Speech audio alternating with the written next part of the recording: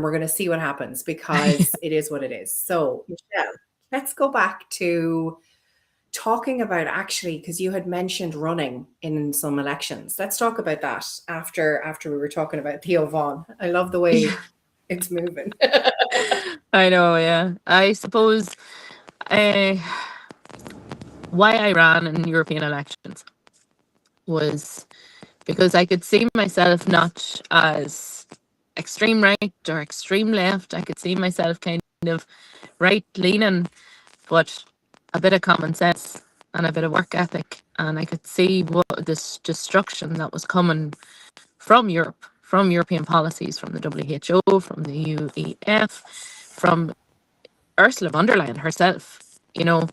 And when they tried to remove mother from the constitution, that's all coming from Europe, from the WHO global policy for 2030.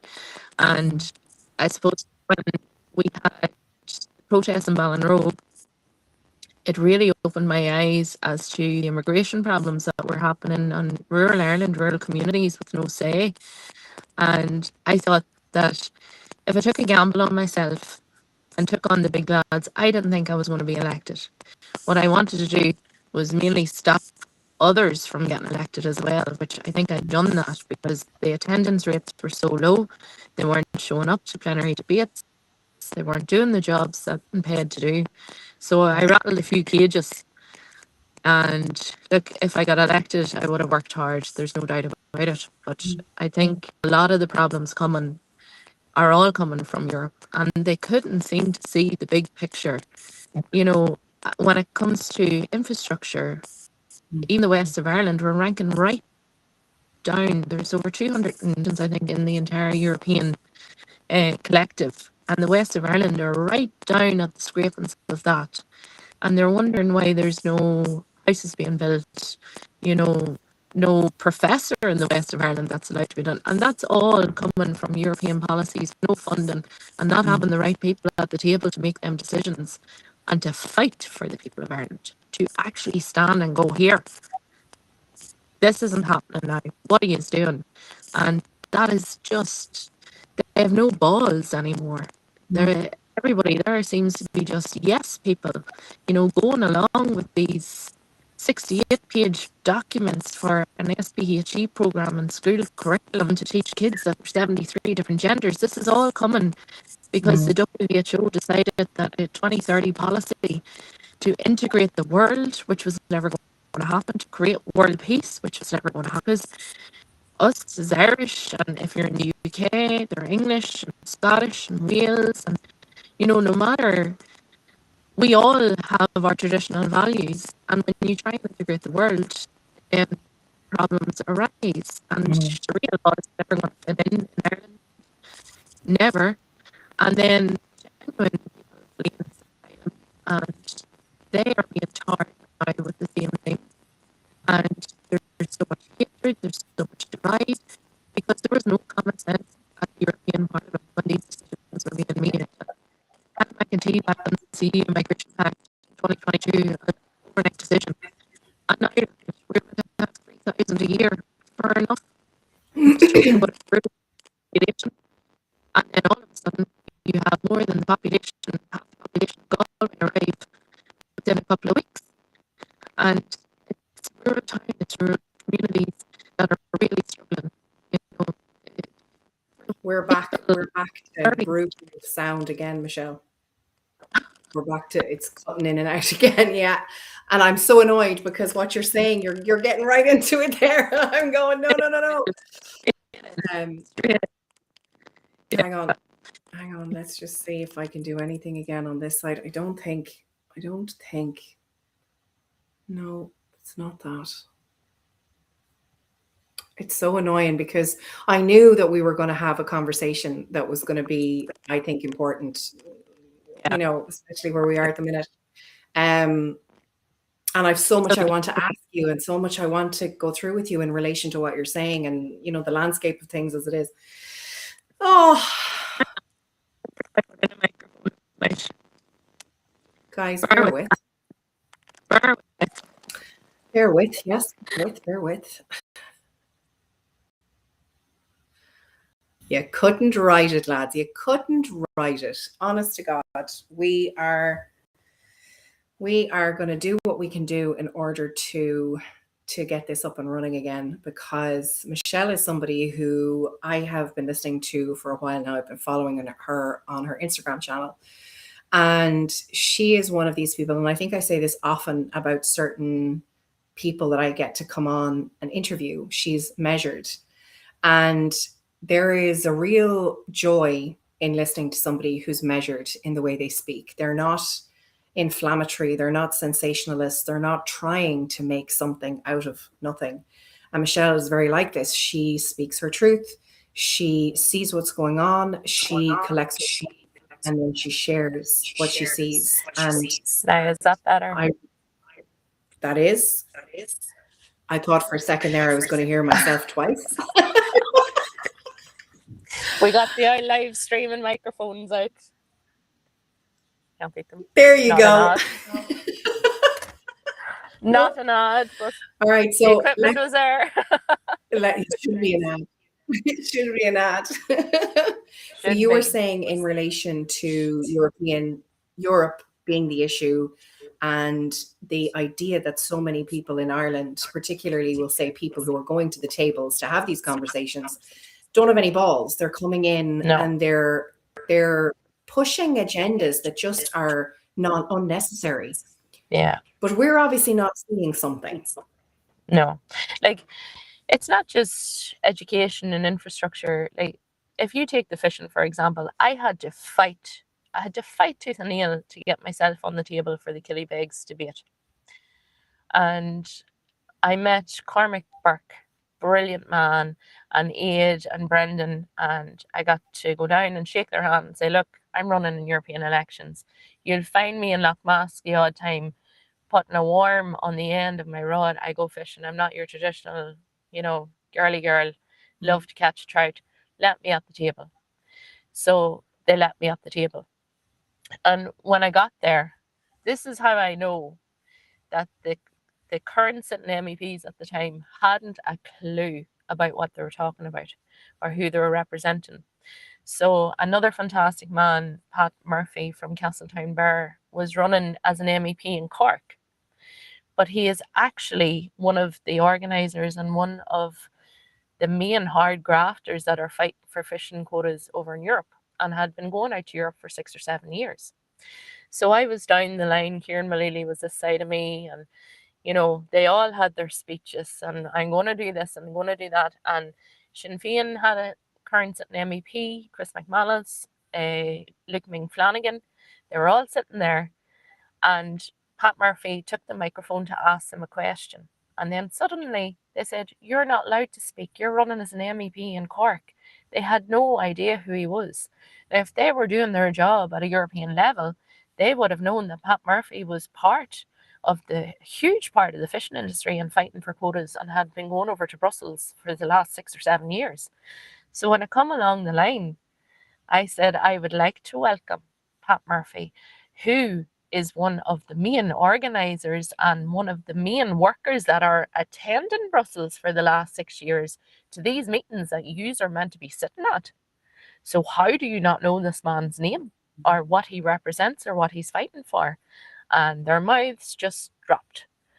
And then when you're able to bring up, the quotas of the Red Sea herring since Brexit, the decommissioning of their boats, they're not getting the funding from Europe. And these current sitting MEPs that were there for the last 5 years hadn't one iota of who that man was. And Kieran Mullally, he's a great man. I have great time for Kieran. He kind of looked at me and he goes, how am I meant to stand up and debate after you just done that?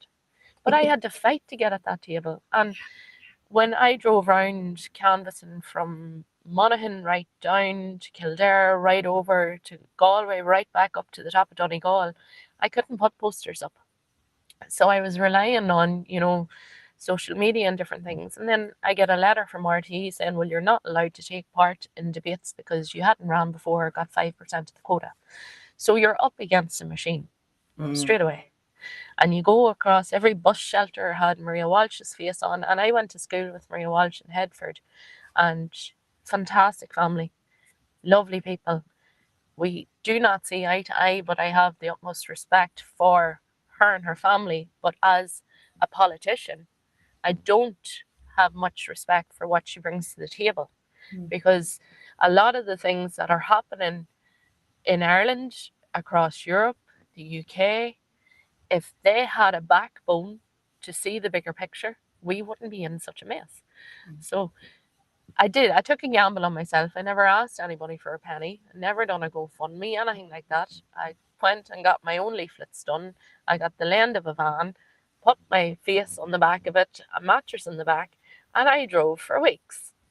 And, you know, I took the bull by the horns, Mhm. and I met loads of people. Like, I wasn't eliminated to the ninth count, and, you know, a lot of people stood behind me. But if I was able to compete fairly and get on TV and literally do what I do best, Mm. is hold people to account for their absolute mess ups and their lack of attendance.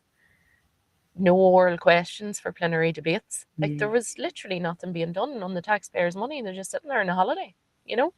Yeah. So that, you some some of my family were like, "You're mad. You're just mad doing this." Like, and I said, "But something has to be done. I have Mm. two fantastic kids that I would like to see flourish here. I'd like to see their kids flourish." Mm. And now the government think of putting a prefab or a cabin in the back of their home that people are going to sit down and have kids. And Yeah. you can't live with your Mm. parents for the rest of your life. You know, mentally, anyway, Mm. I love my mother. My mother is my rock. But could I live with her? Absolutely not. Yeah. Sorry, mom. Couldn't. You know what I mean? I love her. I go down to Starless every Friday. We go for dinner. I do whatever bits she needs me to do. But could I live with her now? No. You know, as we get older, you have to spread your wings. And, Mm. my kids, even as they got older, I know we'd absolutely kill each other under the same roof, or even if they're in the backyard, and kids come along and different opinions. And you should have the right to live your own life how you Mm. want to live it. And them options are being taken away for not only the youth of the country, but I'm 40 now. My mother calls me middle aged, and it drives me mad. But a lot of my friends, are having kids now, and people can't afford to take a career break and have a child, and the cost of everything. And it's all come from me, you.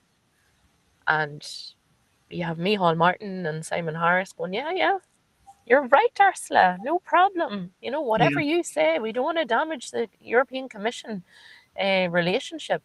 That ship has sailed. And, if they're scared to hold a tricolour in the Dáil, they shouldn't be there. Mm. And that's my opinion. And that I could be cutthroat, I could be seen as a straight talking biatch, but it has to be talked about. And 100%. so many people are scared to take some sort of a stand. Mm. I'm not. I think that ship has sailed for me. I just speak from the heart. I'm always me, always me. And I'm like, Marmite, you either like me or you lump me, But it's vital. It's vital. You've seen the different people that I've brought on for interviews, and each and Yeah, every person is coming with a set of opinions and having sought the truth, having looked at what's happening, having had a look at the landscape and gone, no, this doesn't feel right. This isn't right. This has happened. This is wrong. And they're doing the whole standing up and putting their heads above the parapet and choosing to say what needs to be said. So I always think it's yes. commendable. And the generational voters as well. I think Gript had an interview status up of people around Galway West, and one man goes, "Well, I'm going to vote for Sean Kine, Fine Gael, because he's my man. He's done great stuff for Galway."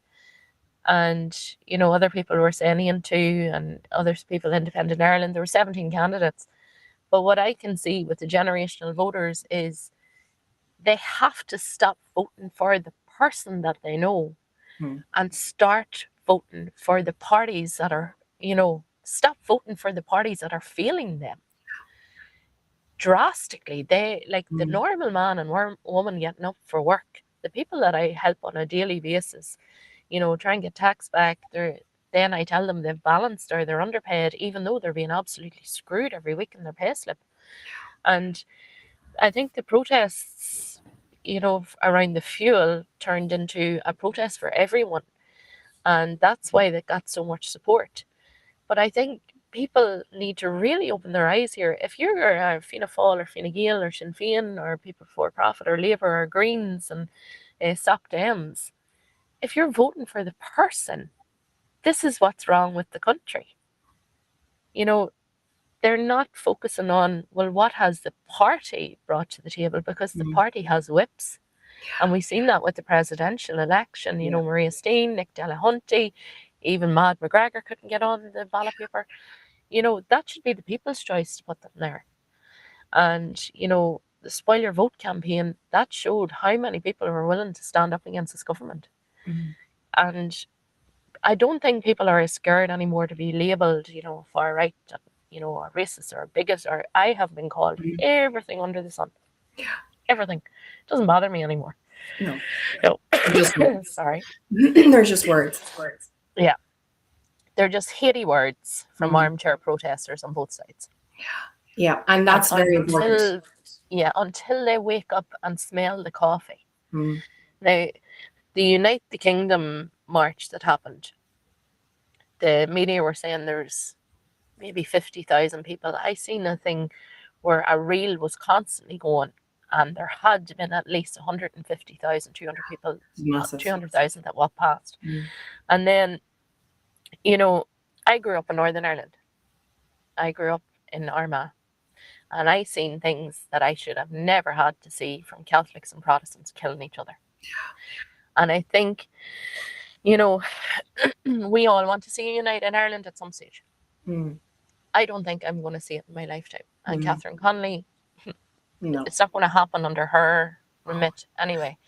But I think that people need to realise that a turning point has happened, because Catholics and Protestants are standing together to try and fight European policy and mass immigration and stabbings and rapes and sexual assaults and women being scared to walk down their streets, and you can't let your child out anymore to play. Like, we used to play curbsy. I used to have people throwing stones at my head when I was walking home from school because I was a Catholic. I seen a bomb go off, half a mile from us. I've seen death. I've seen everything that the two sides. And when you create a divide because you want a united Ireland, but you won't stand beside someone who's holding a Union Jack, I think that day is gone. And I'll probably get a wee bit of heat for saying this, but that could be fought another day. We have 800 years of fighting this.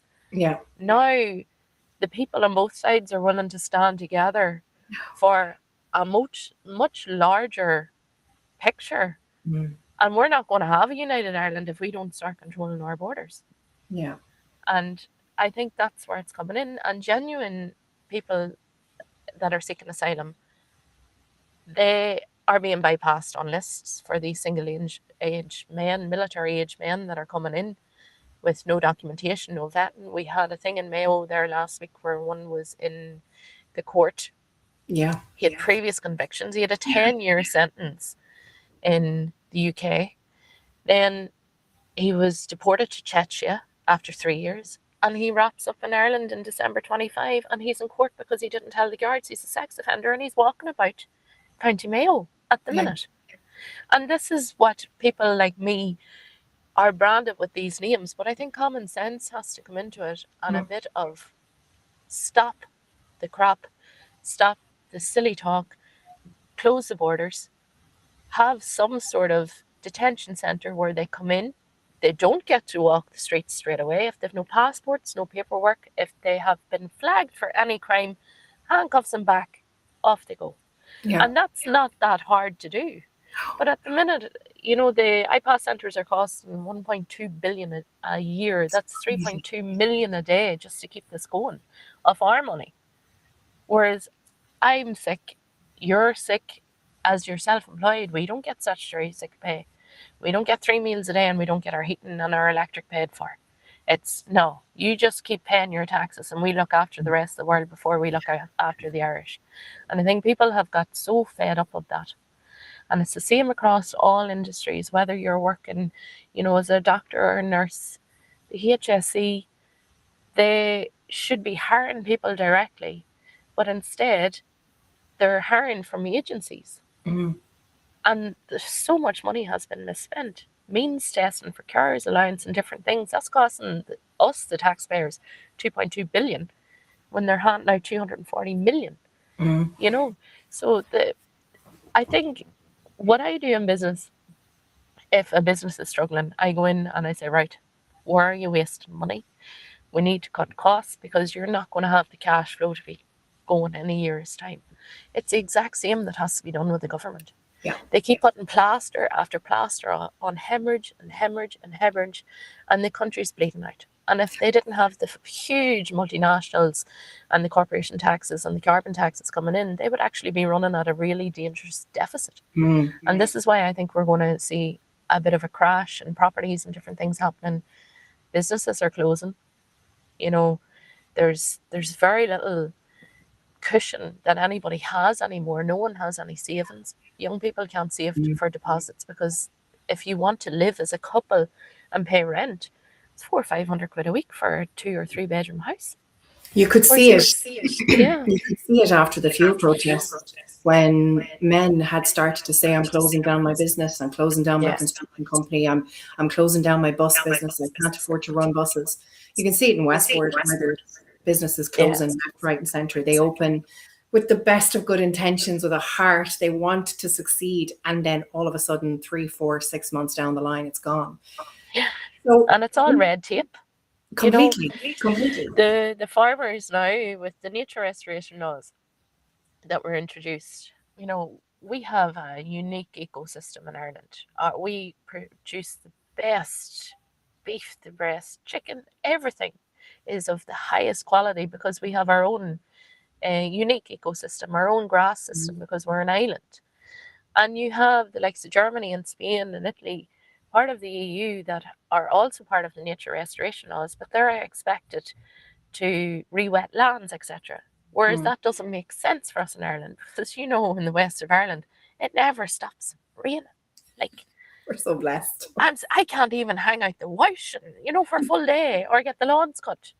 We're just completely unique. And this is where the common sense didn't come in from the MEPs that were sitting in Ireland. They were scratching their heads and going, yeah, I support that. And now we have farmers, fighting nitrate derogations where their Irish farmers are not to blame for the world's emissions. Yeah. They're getting screwed for it. They have the highest standards that they have to jump through. And then the normal man and normal woman commuting to work, it's costing a fortune for diesel and something to eat for lunch and to just be away and pay the normal bills. So something has to give. And I think we need a general election, not in 3 years' time. We need one now, because this has to be treated like a business. If they can waste 6.8 billion a year, just waste it on merging, duplicating NGO bodies and giving ministers open checkbooks with no accountability, it's shocking. And if I was in a business and someone gave me an open checkbook, by God, I'd spend it. But this is real life, you know what I mean? And they have it's like they've won the lotto every day of the week for these ministers in government. There's no accountability. If there was let's look at a solution. Let's look at small solutions that could be thrown out straight off the mark. We've spoken before about the idea of people coming together for a round table, people who are, willing to come in with no ego and with plenty of ideas and suggestions. Can we try this? What about this? Has this been tried? What would that look like to you? I think it's a brilliant concept and a brilliant idea, and I would love for it to work. And I know a lot of people are reluctant, because the moment I say something wrong, even on this live, I'm just waiting on the people to go, she said this and she said that. And a lot of people are scared to just go, you know what, we're actually doing this for you. And if like-minded people got round the table, like if you look at TUSLA and the HSE. Mm. They're a corporate organisation. There's two of them. So there's two CEOs, there's two payrolls, there's two HRs, and you're branching out the exact same costs to do the exact same job. Yeah. Merging them will save 545 million straight away. Straight away. And they don't need the USC. They don't need the carbon tax. Because if they started merging the different NGOs, there was a McCarthy report that was written, and it gave all the evidence of 48 organisations that are paid for on taxpayers' money that do the exact same job, right down to the Irish film industry. They do the exact same job, and they can be merged and save billions overnight. What's that called? It's the McCarthy report. Now, I have written a bill on my social media, the Sunset Bill, and it brings in immigration, it brings in merging the NGOs, it brings in merging TUSLA and the HSE corporate organisation. Because how many kids have went missing in TUSLA? Yeah. How many? And when you have two HRs, two CEOs, two payrolls, admins, two paperworks going from different ones, like for how many hundred kids have been found out to be not kids at all that are residing? And Kenneth Flynn done a brilliant thing, was it yesterday? There's 3,000 kids in TUSLA for the last 5 years. That shouldn't be the way. You know, the courts are full up. The family courts can't be heard for years. And there's situations there where kids could go back to their family with the right support. And when you have an injection of kids, and it was Peter Tobin that discovered this, I think it must be 2 years ago, a child went missing in Tulsa care within 5 minutes and was found a year later handcuffed to a radiator. Now, if a child was missing here in Mayo, we'd all be out searching, looking, doing our utmost. And it was just swept under the carpet. And all the private accommodations that's being paid by greed and brown envelopes. And there's no accountability. There's just here. How much is that going to cost? Off you go now, no But problem. I often think that people don't actually really know what's going on. And sometimes that can be because they choose not to. But sometimes it can be because they're not being given the information. And when they are, they're a bit dubious about it. But I remember reading about TUSLA, how they have paid unregistered companies who take in the kids because they don't have enough space for them in orphanages or homes or for foster care. So they have all of these unregistered, and this is public knowledge. This is knowledge that has been printed. So it's not something I'm just saying. When people aren't aware of what's going on, whether it's in TUSLA, whether it's in the HSE, whether it's in the government, when people aren't aware of the truth, the actual truth that's printed, that is available for you to see, and then somebody comes along like you or like me or like any of the people we've been speaking about before we came on this live, and they say it, suddenly it sounds like a conspiracy theory. It sounds like somebody's made something up along the line. But that's not the case. This is all reality. This is all real information. So and they're real kids. And they're real kids, which is the most important part. Yeah. So the sooner we get a group of people together who are level-headed, who are critical thinkers, who are on the same level, and we're not talking about, I'm going to say this the way I see it. Sometimes people put themselves at different levels, right? I'm at this level because I can do this. I feel like I'm down at this level because I haven't done enough. When like minds come together, it doesn't matter what level any of us are at if we're willing to look at solutions and throw them out there. So how do we get people in that room? Yeah, that's a tough one. Like at the minute, I see a lot of people that are well capable for the job and being around the table at a room. The problem is, if you don't agree with someone, the whole reality of not being able to have an honest conversation is kind of gone. It's this thing of jumping on social media and, oh, he said this or she said that, and a whole, attack system is put into place. And that makes people, especially me, I have been a victim to this now for 2 years. And people have went to the extremes of creating fake AI images of bombs going off and different things here in Ballinrobe, because there's families in a building that we fought for, because I don't care what the colour of someone's skin is. And I think some of the work that has to be done around this table is sensitive work. But I think, number one, you need a backbone. And number two, my mum always brought me up and my dad to never look down on someone unless you're picking them up off the ground, and never look up to someone unless they're taller than you. And you have to recognise that egos have to be left outside a door. And you need to be adults and work together. And if someone doesn't say something that you particularly like, that's okay. Agree to disagree.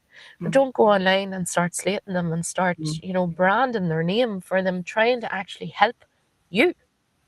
And I think that's the biggest problem we have in Ireland now, is people are so quick to attack. They're so quick to attack. And you could say the tiny, minuscule thing wrong, and the next thing you're the whole world. Like, look at poor Bertie Ahern. He wasn't ready. He was right. He said it as he seen it, but the moment the camera was on, oh Jesus. Oh Lord, can you imagine the tables, but he was dead right. He didn't say much. He singled out the Congo.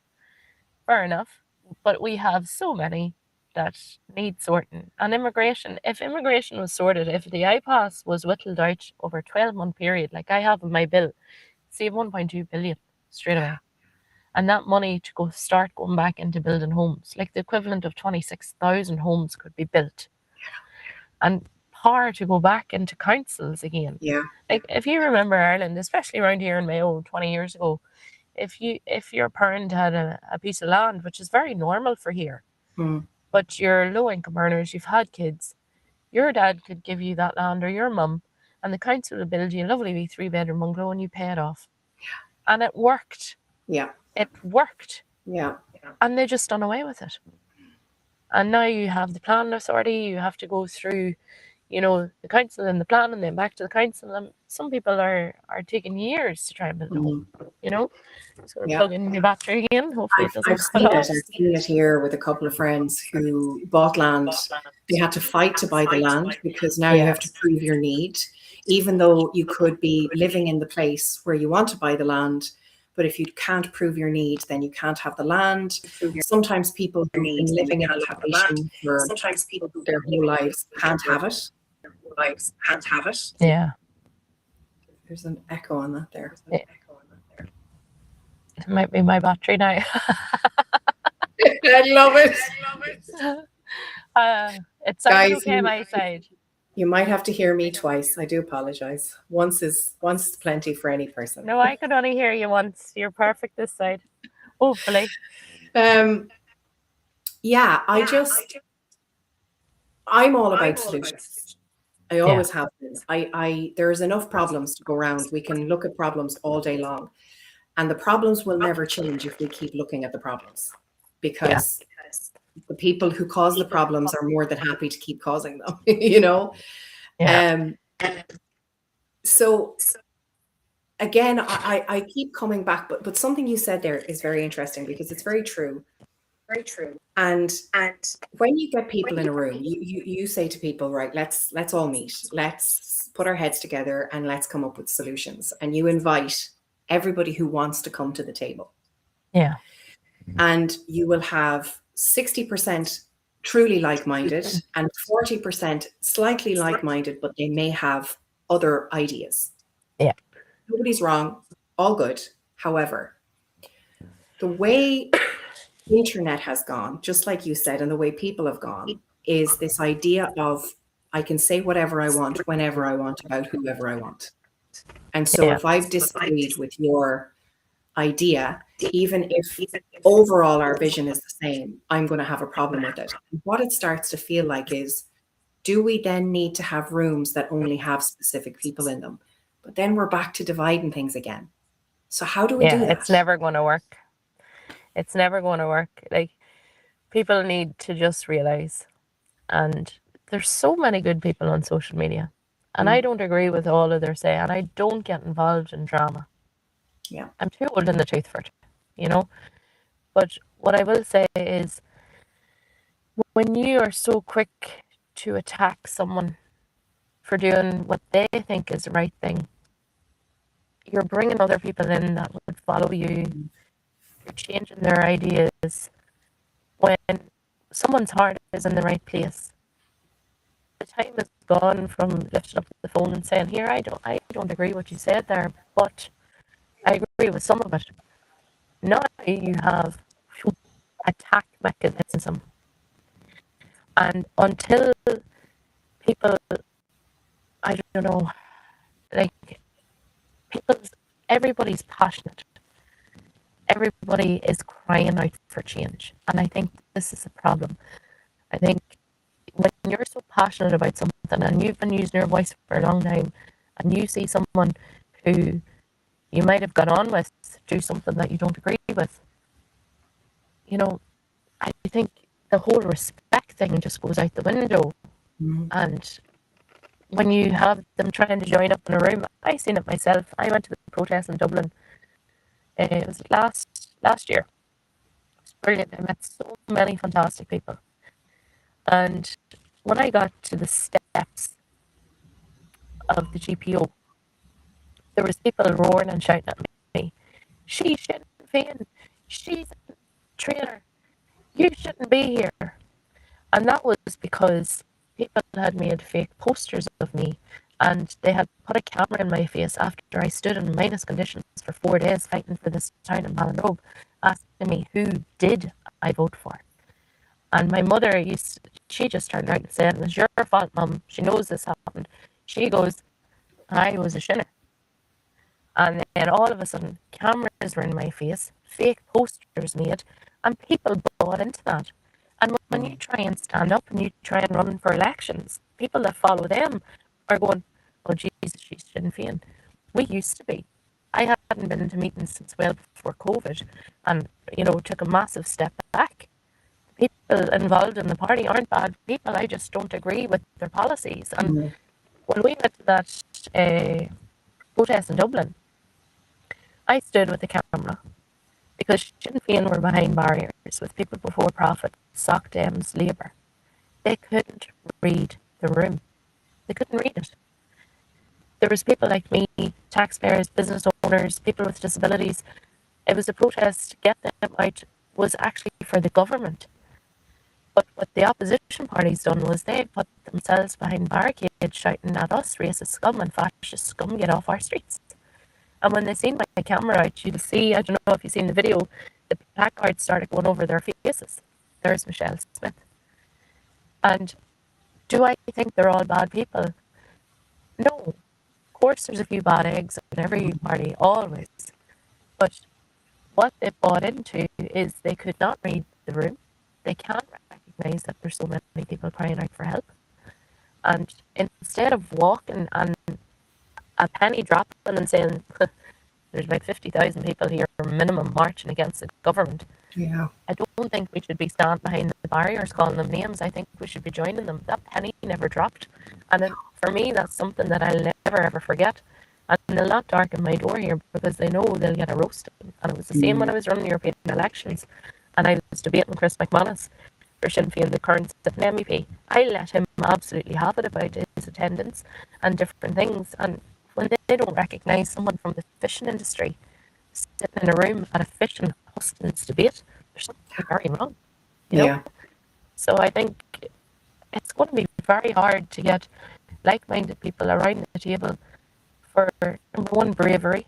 I was meant to do the TV show last year, Eating with the Enemy, and Time was on that, and Stephen Kyber Kelly, and I pulled out of it because I knew what was coming. I knew that, the media and different things had branded me as this, fascist, racist, because you have a bit of common sense. But then the other side of it, from, I would say, the extreme other side, that branded me a traitor to Ireland, and I shouldn't be allowed. I should go back home to Armagh because I fought for families in 48 hours instead of getting 50 meals. So I had bullying from both sides extremely badly. You ought to have seen the messages that I got. And I just took a step back and I said, you know what, I'm going to have to take a breather and a bit of a break away for my own family as well. I was scared, didn't know what was going to happen because the people that were involved in starting the bullying of me have been arrested, have been in court. They should have never turned up in Ballinrobe. Things were sorted. We done it as a community, and they made it all about them, damaged credibility, and then that automatically linked me to these people because I was part of something that we had achieved. Mm. And it's going to be very hard to get people to have the backbone and to not take this to heart anymore, because I tell you, it's not easy. You could be on a night out, and if someone doesn't like you, they're coming straight up to you. You're this and you're that, where you're not that at all. You're just a normal taxpayer that wants to see their kids thrive. You want a home for them down the line. You want to see your grandkids grow up here. And if you look at the GPs that have qualified, 700 qualified and 400 leave the country straight away, and more to follow. Yeah. And it's the same with the nurses and the same with any industry and all the apprenticeships. They have no options. Now, if the council started doing that and start taking a wee bit back and start building houses again, if infrastructure, if the universities in the West were allowed a professor from funding from the EU, the entire rural Ireland has been forgot about, and the taxpayer has been forgot about. So they come out and say whatever they want for this budget. But it was like before the last election, they give a free for all in benefits, one-off payments, and it seemed to work for them. And the country is in a worse state than it was 18 months ago to what it is now. I think it's the generational voters that need to stop voting for the individual person and start voting for either the independents or Independent Ireland or Aim2 are the only two that I can see, and Carol Nolan and Matty McGrath, that are actually, we've 8 TDs in the Dáil. 8. Ken O'Flynn, fantastic. Michael Fitzmaurice, Richard O'Donoghue, Michael Collins, Carol, Matty. We have 1 TD in Mayo, into Paul Lawless and Peadar Tobin. That's all that we have. So any bills that's brought forward to try and help the country, they're not going to go anywhere because the majority are in the votes and the extreme left-wing parties, and I'm calling them now. And Sinn Féin were meant to be a Republican party. Fianna Fáil were meant to be a Republican party. Now they're EU globalist parties. So what do people do when they have no options? And it's heartbreaking, even for me as a business owner, to see just funds going and me helping businesses close that have been open for years. And they can't afford to pay the revenue. There's just no cash flow there anymore. Speaking of that, and to let people know, obviously, what you do. So you have your paye.ie and also, what's the other one? I'm just going to pop it in here.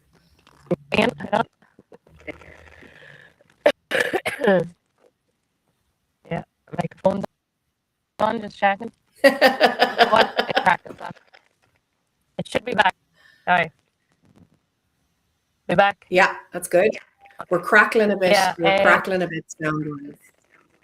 I don't know what it is. I think it's the heat, maybe. That's better. That's better. That was attractive, wasn't it? I have paye.ie. I started in 2015. Now, Brilliant. my dad passed away in 2015 with motor neurons disease. And I had finished my degree in 2013, and he was just diagnosed that summer. And it was a very, very difficult time, especially for my mum. And then I ended up getting very sick in 2015. So for my mum, and I know she's probably watching this, she literally showed more strength and resilience that I think is ever possible in any human being. You know, she had me going through a crazy health crisis. She had dad that was dying. You know, she was minding the two kids for me, and I just don't know where she got the strength. And when dad passed away, that's after going off now. He's still there. Gone. Yeah, I'm still here. Where did it go? I don't know. I didn't touch it. That's too funny. I know. Oh, And you're talking about something important too. Oh, I'm back. there you go. Back. I didn't touch it. What I was saying was when dad passed away and I took, you know, kind of a month or so myself to recover from being sick. I knew then I couldn't work for anybody, you know, your normal 9 to 5, 9 to 6. Even though I work 7 days a week now, if I need to, I can go to bed for an hour, etc. I've really rare autoimmune condition. There's only 3 diagnosed in the country ever, and I have a certain condition. So I knew at that stage that I was ambitious enough to go out on my own, to use my qualifications. And then I remember saying to Mum, there's a little premises in Ballinrobe down Cleves Street up for rent. Voila. And I was going, how much is my family allowance now every month? Because if I can't get clients, I'm going to have to use it to pay the rent. This is how cutthroat it was for me, starting off. And I opened it up anyway. I had a Jeep. I plastered it with advertising. I had Lady of Ledger on the side of it, you know, just trying to get business. And I started off, you know, bookkeeping and accountancy first. And then I opened PAYE in February 2016. And I was the first one to bring in a digital signature to just read how people would apply for their tax back so quickly and so easily. And then that kind of took off for me. It made it so much easier for people to just claim their tax back. But when you have your massive generic ones, you know, that aren't even operating in Ireland, you send me an email, I can and see, well, your husband earns double what you're earning, but you have half the tax credits. That doesn't make sense. No wonder you're getting screwed in tax. You know, there's stuff like that I do behind the scenes. And like 500,000 people have still not applied and got their overpaid tax back for 2024. And when I had made it very easy, revenue have now made it extremely difficult. So before we had the sign up forms or terms and conditions, we uploaded to revenue, no problem. We'd have an agent link active in a couple of days and I'd have someone's tax back within probably 2 to 3 weeks. And now people have to log on after I create an agent link, then people have to go onto their own revenue and approve the agent link. Now revenue are sending refunds directly to the customers and we have to invoice. So clients that sign up, they're just not paying. And they have made it so difficult for people because when people hire me to do their tax back, there's a reason for that. They don't know how to navigate around revenue online. And now they're expected to go in and approve agent links and stuff. So they're just making it harder and harder for people.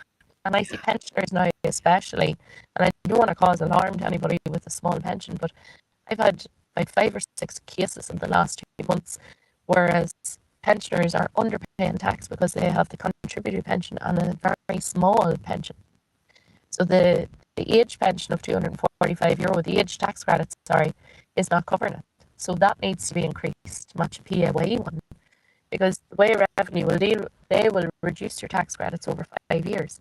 And when you've underpaid every year, you're going to have no tax credits, you know, in 5 years' time. And you're going to get very little of the pension payment. And I have brought this up, I have sent it to TDs, trying to get it looked at. And it's the same with Carers Allowance. Carers Allowance needs their own full tax credit, like an employee one and the married tax credit or incapacitated child tax credit, which some parents get, but there should be a carers tax credit as well.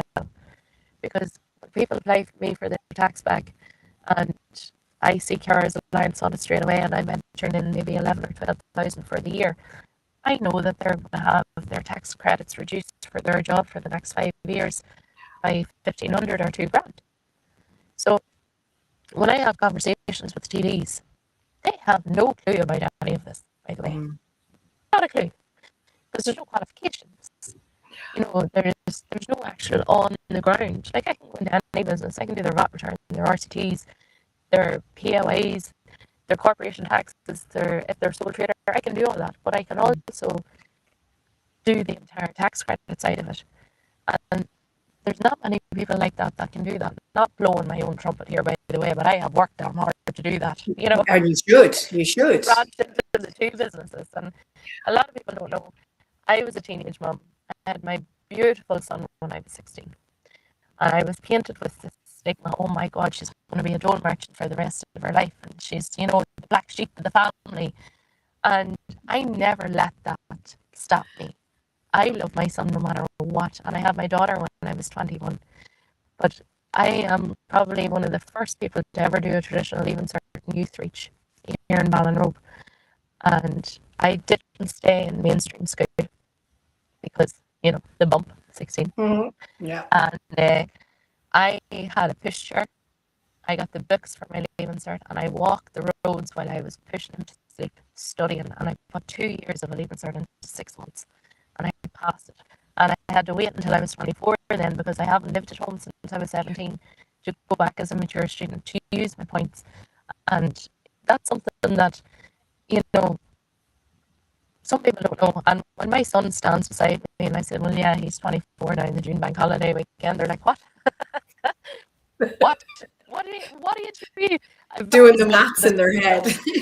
Yeah, they do the maths. Yeah. It's something that I won't hide, because it's part of me. And if I didn't have them so young, they wouldn't have had the relationship they had with my dad either. So I think everything happens for a reason, 100%. And I have 2 fantastic kids. Like, Amy's very witty. She's straight as the die like me. We absolutely kill each other. Like, but I'd kill for her, Whereas Dara now, sorry, my son, bit of a mommy's boy. He knows I'll do anything for him. He'll do anything for me. Eventually, when I ask, I take a wee bit of it. Will you cut the lawns there for me, please? But I have 2 fantastic kids, and I had them young, and they're smart. Dara's an entrepreneur now. He has his own business, here in the west of Ireland. I never, ever would hold them back from being ambitious. And Amy's doing her Leaving Cert now. She did her last day of school yesterday. And I will never push them into the whole degrees situation. What's for them won't pass them. It was right for me because I grew up in business. We had a shop in just outside Armagh, and my dad's parenting skills weren't that great at the time, because I was in the back of a trailer holding boxes of crisps so they wouldn't fall out because the door was gone, going from Musgraves to the shop. But that's the sort of childhood that we had, Stand in the back of that trailer there and hold on to them crisps. But my mum, like, when we were building, my mum could carry 6-inch blocks. She could lay them. She can tile. I was brought up to, thinking at the time it was a punishment when you're standing over engines at night with one of them makeshift light bulbs when your dad worked on an engine, or if lights went off upstairs, you'd be standing with a candle with candle wax dripping all over your hand. And now, looking back, that was their way of preparing me for my adulthood. If I run out of oil, I have no problem going out and getting the boiler working. Or the local company here in Ballinrobe, John Madden's, they're so good to me. Lovely people. They dropped me off a digger last year after the storm. And they turned around to me, the workmen, and said, well, who's driving it? I said, I am. And they laughed, but I done it. I killed myself at some stage, but I done it because it's the way I was brought up. And the kids now, I would love to shake. I would love to shake them and say, will you get your cuticles dirty there, please?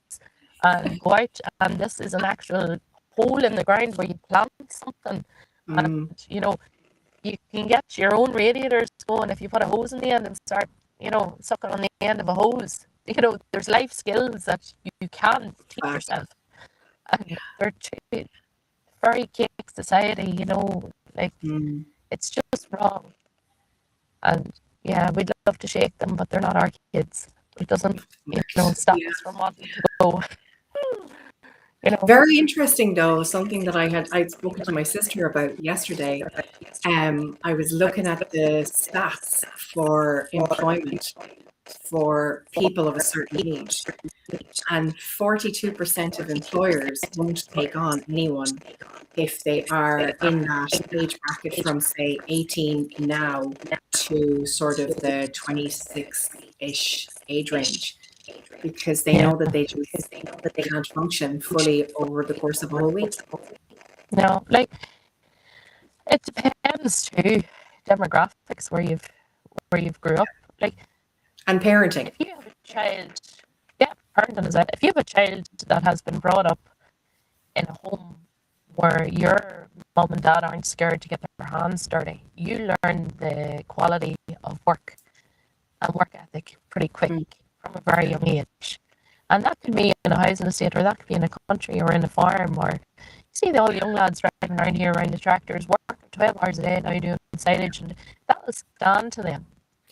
But if you have a child that's brought up in a snowflake society where their parents are so engrossed in careers and degrees that they don't know how to even cook sausage and bacon sandwich, or they rely on everybody else.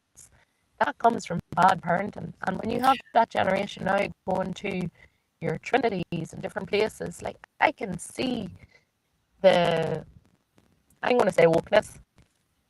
Yeah. I can see it in different societies of kids where one got the wooden spoon and the other didn't. I did. No, I did. No, did I? The boys, my brothers now, yeah, they had a total. I was the golden child, but I knew from what was going on with them, and I just keep my mouth shut. Yeah. Get on with it. To kill each other and blame me when I was a child, going, I broke the door, and one of their heads could have been through it.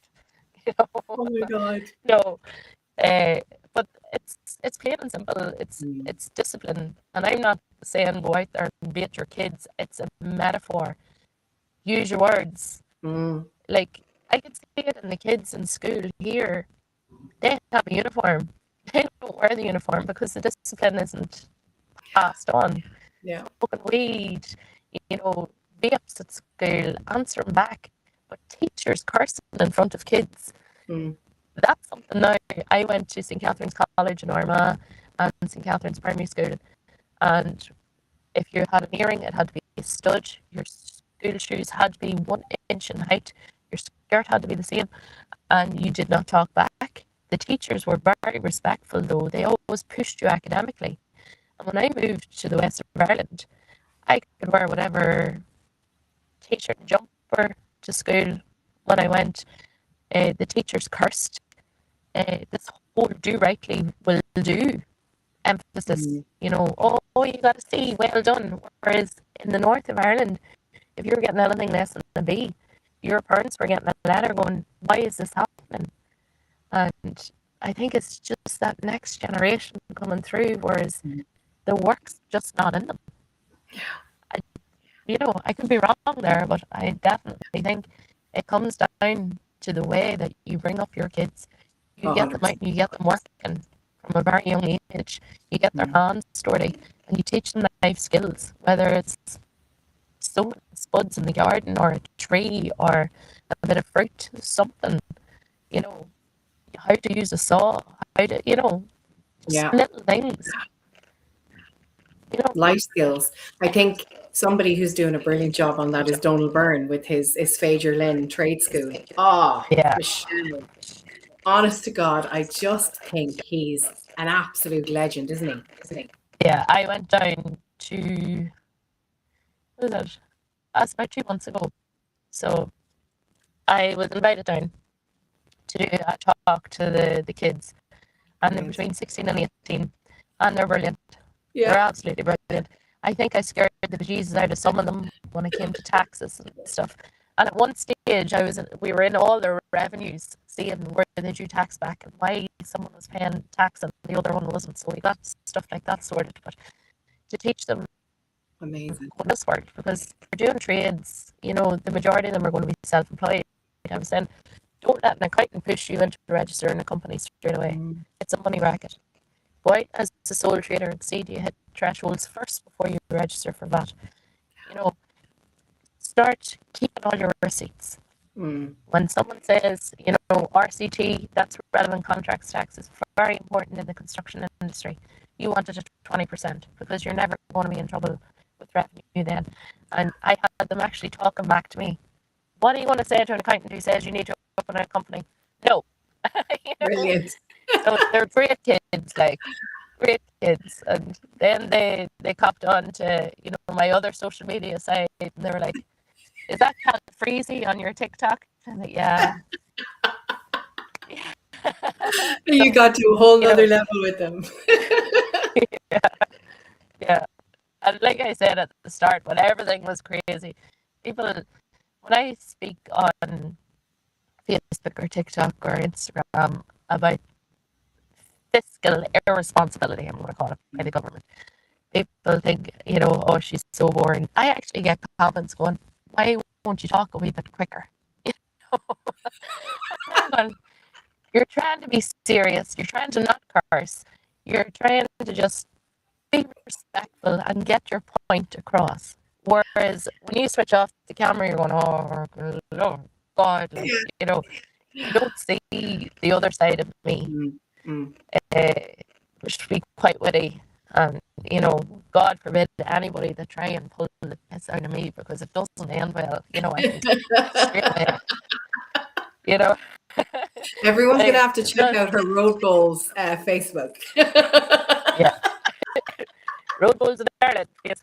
That's the one. I think I have it here. Yeah, I'll pop it up. Yeah, we hit 150,000 followers there, which is crazy. About amazing. 2 million views a week, which is fantastic. That's priceless. We do have this argument, when new people meet us, people are like, oh my God, are you the live streamers? And they'll be like, oh, you're the best, or you're the best. But I can honestly say, from when he come in to Road Goals in Ireland, it just brought it to a new level, and it brought out my confidence as well, for me to be myself in the camera and not give a hoot about what people think about, my one-liners, and you can't beat a wee rub on a Sunday, and little things like that. Thanks for coming, and that's the whole way out there. By anything can come out of our mouths, which probably makes it viral. There's nothing worse than going out and watching something for an hour and a half or 2 hours at a time and being bored out of your skin. And when I started live streaming, that's the way it was, because I was too scared. And now we bring the entertainment factor, where we talk to all the spectators. They love it. We bounce off everybody's energies on the road. And you're promoting huge traditional art sport as well, that is so important to us. Dad was a chairman in the north for 8 years, and the big video cameras that you used to put the cassette tape into. That's right, yeah. He started with one of them, and he used to record scores. And a very good friend of mine, Dennis McGarry, he was a photographer. He was from Whitechurch in Cork.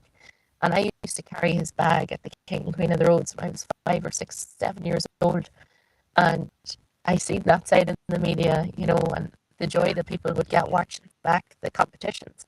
And when Facebook was able to go live, I was like, I actually like this, And now I'm in Cork every Saturday and Sunday, almost every weekend. So I'm not getting any younger, And I brought my mum there 2 weeks ago to meet old friends of hers that she hadn't seen in maybe 30 years. I brought her there. She loved it. She sat there and she was doing her wave and hello. And she I love it. And everything. I was like, well, what do you put on makeup for?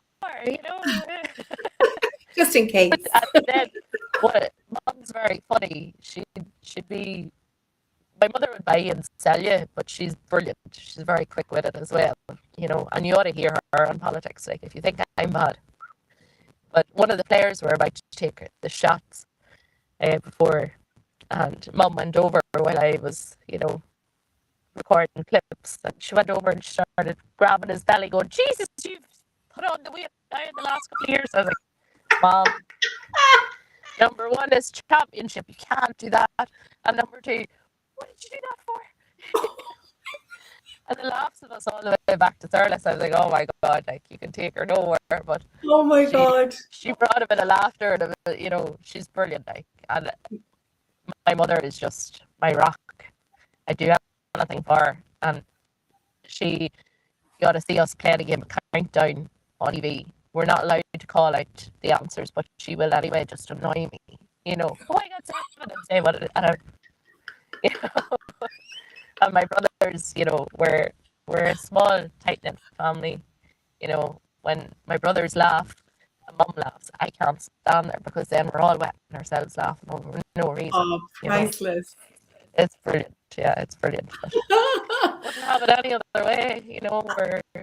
We're just normal and a wee bit mad, but I love it. You've brought your family vibe into the Road Bowls vibe and into all of your other vibes, which is phenomenal. There's a family feel, which is it's a great way to lead. So tell me I this keep my then. circle small, but That's if I need important. anything, they're there for me. I think that's one of the most important things. Keep the circle small. The inner circle doesn't need to be an awful lot of people, because what did I hear? My brother Kevin kills me, because when he rings me on the phone, I won't answer. I'm the same. I don't, because I'm not normally one for phone calls. And then that Me drives neither. him mad. Yeah. Drives my sisters mad as well. No. Why do you have a phone, Kira? To text. Text me, on the phone all day, just text me. Whatever you can say it in 5 lines of a text message instead of a 30-second phone call that I don't need to hear. I'm very bad like that, but I know it drives him mad. So, I'm the little sister, of course I'm going to do it. Like, to my sisters watching, hello, this is my twin. So we don't like phone calls. Amazing. There's someone else like that. Tell me this, Michelle. What would you like to leave people with? What would you like to, first of all, would you like to share anything with them? Is there anything coming up for you that you would like people to know about? No, not really. If an election happens, I'm going to step forward. You heard it here first. Straight out, I have put in my interest with Independent Ireland, so we'll have a conversation with them. Anybody that steps forward, I have the utmost respect, no matter what they believe in, because number one, we're all human beings. We're all paying taxes. We're all doing different things, and I think it's just different demographics, where you're brought up and how you're brought up and how you see things. But I would align more with Independent Ireland, and they have Chris McManus here in Mayo, which he's already a county councillor, so it might suit them. But if it doesn't, I'm running anyway. So I'm a straight shooter like that, and like opportunities like this, and people get to see me. Yeah. Instead of seeing a 6 or 7 minute video, they go, "Geez, she's mad joke." But I'm qualified. I work hard. Yeah. And I wear my heart in my sleeve. And one thing about me is I'll never look down on anybody. And I don't care. Micheál Martin came to the Road Bowl last July to open it. He's just an other person to me.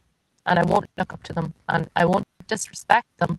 If I have to be in a room and work with them, I will work with them.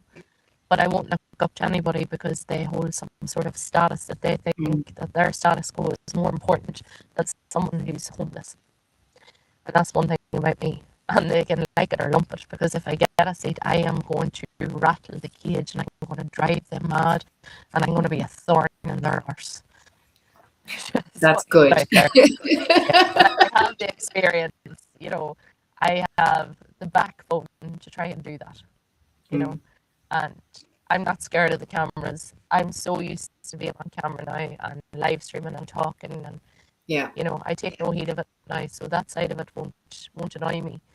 but it will be daunting. I'm more scared of the social media aspect and the AI Oh yeah, stuff it's crazy. down the line. What I seen that was done to me It's crazy. is vile, and that shouldn't be allowed. So Not at all. you can't stop people from voicing their opinions, but you can't stop people from being sheep. And those that continue to be sheep and follow sheep only see our souls. Yeah, And I stand by that motto. that's You actually have to hilarious. branch out. I know Yeah. exactly what you just said. It took me a second, and I went, "Did If you you actually can say behind that?" that right, I wonder if everybody actually got that, because that was very good. You can find Michelle at michellesmith.official on Instagram. I might put that somewhere, Michelle. That was great. Yeah, the magazine is all in, so I may as well go all in. 100%. It's brilliant. And we started this with Michelle saying that she was you got exactly what you were going to get. And I can see that in you, you know. It's like Ron Seal. It does exactly what it says on the tin. Yeah.